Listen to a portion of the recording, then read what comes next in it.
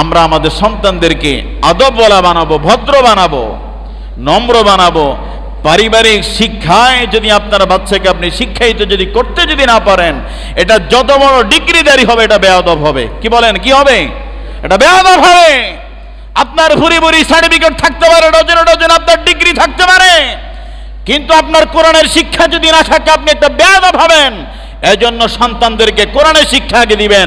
আপনার ছেলেকে ডাক্তার বানান, ইঞ্জিনিয়ার বানান, অসুবিধা তো নাই, আগে কোরআনের শিক্ষা ঢুকিয়ে দিলে সে ইঞ্জিনিয়ার হওয়ার পরে ওই রডের বদলে বাঁশ দিবে না। কথা কন।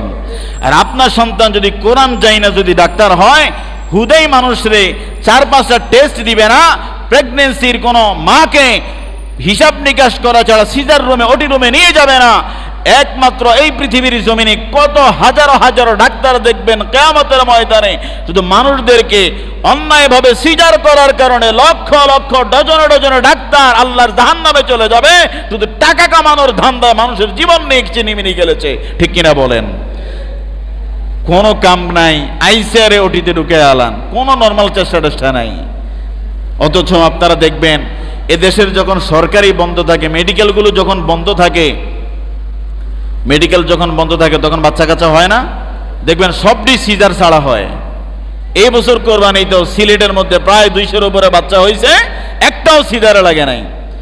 তাহলে আপনার কাছে আসা মাত্রই আপনি রেফার করে দেন ওটি রুমে, আপনি রেফার করে দেন সিজারের জন্য। আর কি বলে জানেননি বাজান? কি কইতাম জানেননি? বাচ্চা উল্টে গেছে, বাচ্চা পেশাব করে দিছে, বাচ্চা পায়খানা করে দিছে। মানুষের ভিতরে ডর আর আতঙ্ক ঢুকায়া এখন ওই মানুষগুলো চিন্তা করে 30,000 গেলে যাইবো আর কি, রে ঢুকা ফেটকে ডালা। এই জন্য প্রিয় ভাইয়েরা, আপনি ওই ডাক্তার ওই কাজ করার পিছনে একটাই মাত্র কারণ, তার ভিতরে কোরআন নাই। বলেন কি নাই? কথা বলে না, কি নাই?